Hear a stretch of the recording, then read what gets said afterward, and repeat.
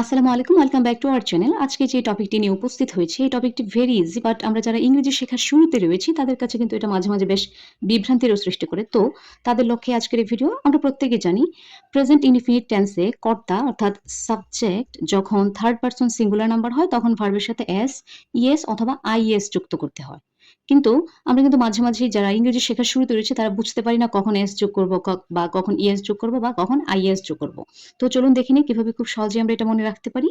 যখন কোনো শব্দ বা ভার্বের শেষে আমরা এস, এসএইচ, সিএইচ, ও, জেড অথবা ডট ডট এক্স থাকবে, অর্থাৎ যখন আমরা দেখব কোনো ভার্ব বা কোনো ওয়ার্ডের শেষের লেটার এস, এসএইচ, সিএইচ, ও, জেড অথবা এক্স থাকবে, তখন কিন্তু আমরা এক্ষেত্রে ইএস যুক্ত করব।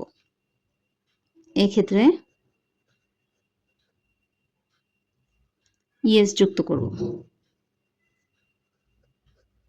একটু খেয়াল করুন, যখন আমি লিখছি ওয়াশ, তখন এটাকে যেহেতু এসএইচ রয়েছে, যেহেতু এই ওয়ার্ডটির শেষে এসএইচ রয়েছে, সো আমরা এখানে ইএস যুক্ত করে দেব। ওয়াশেস। আর কয়েকটা ওয়ার্ড লিখে নিই, যেমন যদি বলি ক্যাচ, ক্যাচ, আবার যদি বলি গো, আবার যদি বলি মিস।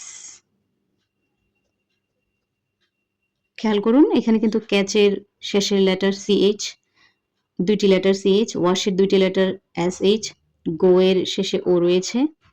আবার যদি লিখি বাজ, এখানেও কিন্তু শেষের দুইটি লেটার রয়েছে। তো এই ক্ষেত্রে আমরা ইজিলি ইয়েস যোগ করে দেব। ক্যাচ, ক্যাচেস, গো, গোজ, মিস, মিসেস, বাজ, বাজেস। ওকে, কি বুঝলাম?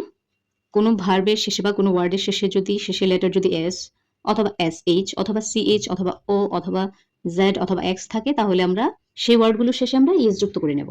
এবার দেখি সেকেন্ড যেই রুলটা রয়েছে। এবার যদি কোনো ওয়ার্ড বা ভার্বের শেষের অক্ষর ওয়াই থাকে, যদি কোনো ভার্বের শেষের অক্ষরটা ওয়াই থাকে এবং ওয়াই এর আগে কনসোনেন্ট থাকে, এক্ষেত্রে ওয়াই এর জায়গায় আমরা আই বসাবো, ওয়াই এর জায়গায় আই বসাবো, তারপর ইয়েস যোগ করব, তারপর ইয়েস যোগ করব, ওয়াই এর স্থলে আই বসিয়ে ইয়েস যোগ করব। কিছু এক্সাম্পল দেখে নিই চলুন, যেমন ক্রাই, ড্রাই। এক্ষেত্রে যেহেতু ক্রাই শেষে ওয়াই রয়েছে, সো ওয়াই এর জায়গায় আমরা আই যুক্ত করে তারপর ইয়েস যুক্ত করবো। ক্রাইস। ড্রাই, ওয়াই রয়েছে, so D R I, Y এর স্থলে আই বসিয়েছি, ইয়েস, ড্রাইস।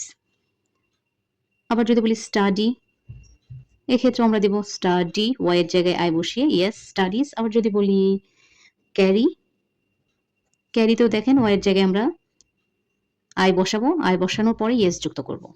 তো এটা তো গেল, আমরা যদি ওয়াই এর পূর্বে কনসোনেন্ট থাকে, ওয়াই এর পূর্বে যদি কনসোনেন্ট থাকে, তাহলে আমরা ইয়েস যুক্ত করব। কিন্তু যদি এরকম হয় যে ওয়াই এর পূর্বে ভাওয়েল থাকবে,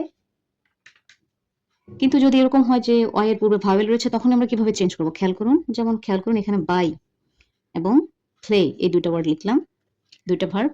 ওয়াই এর পূর্বে আমরা দেখলাম ওয়াই ইউ কি একটা ভাওয়েল, সো এবং ওয়াই এর পূর্বে এ একটা ভাওয়েল, ইউ এবং এ দুইটাই কিন্তু ভাওয়েল। আমরা জানি vowel A, E, I, O, U, এই পাঁচটা থেকে ইউ, এ দুইটাই কিন্তু ভাওয়েল। সো এই ক্ষেত্রে আমরা কিন্তু ইএস যুক্ত করব না, অনলি এস যোগ করব। যেমন বাই, বাইস, প্লে, প্লেস। খেয়াল করুন, শুধুমাত্র এস যুক্ত করেছি। আর বাকি সকল ক্ষেত্রে সকল ভার্বের সাথে শুধুমাত্র আমরা এস যুক্ত করব। এই ক্ষেত্রে আমি আবারও রিভাইজ দিচ্ছি রুলগুলো। কোনো ভার্ব বা ওয়ার্ডের শেষে যদি এস, এস, এ, সি, এইচ, ও, জেড অথবা এক্স থাকে, তাহলে আমরা সেই ক্ষেত্রে ইএস যুক্ত করব। সেই ক্ষেত্রে আমরা ভার্বটার শেষে ইএস যুক্ত করব। আবার যদি কোনো ওয়ার্ডে বা কোনো ভার্বে ওয়াই থাকে এবং ওয়াই এর পূর্বে কনসোনেন্ট থাকে, সেই ক্ষেত্রে কনসোনেন্টের সেই কনসোনেন্ট থাকলে ওয়াই এর জায়গায় আই বসিয়ে আমরা ইএস যুক্ত করব। আর যদি ওয়াই এর পূর্বে ভাওয়েল থাকে, এই যে ওয়াই এর পূর্বে ভাওয়েল, ওয়াই এর পূর্বে ভাওয়েল থাকলে শুধুমাত্র আমরা এস যুক্ত করব। এই দুই রোল ব্যতীত বাকি সকল ক্ষেত্রে আমরা সকল ওয়ার্ডের ক্ষেত্রে এস যোগ করব। যেমন খেয়াল করুন, যদি বলি লুক, এক্ষেত্রে হবে লুকস। যদি বলি ভিজিট, তাহলে হবে ভিজিটস। যদি বলি রান, তাহলে হবে রানস। যদি বলি লাইক, তাহলে হবে লাইকস। যদি বলি নো, তাহলে হবে নোস। আশা করি এই টপিকটা আপনাদের ক্লিয়ার হয়েছে। That's all for now. Thank you very much.